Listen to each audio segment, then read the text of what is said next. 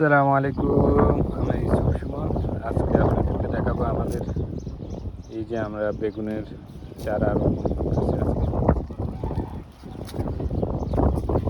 একটা বেগুন কয়টা চারা আছে? একটা, দুইটা, তিনটা, চারটা আছে। এগুলো আমরা একটা একটা করে রোপণ করবো। এই যে এখানে আমরা রোপণ করতেছি।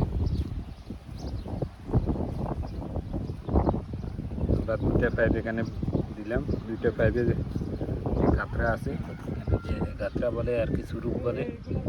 এই যে দুইটা গাঁথরায়, প্রতিটা গাঁথরায় আমরা একটা বেগুন গাছ দিছি। এই বেগুন গাছ আপনার এই বেগুন গাছটা আসলে লম্বা বেগুন, যেগুলো এগুলো আপনার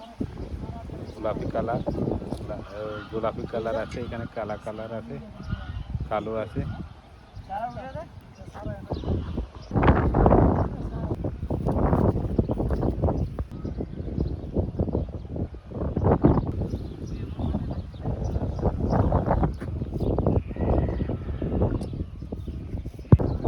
তো সবাই ভালো থাকেন, সুস্থ থাকেন।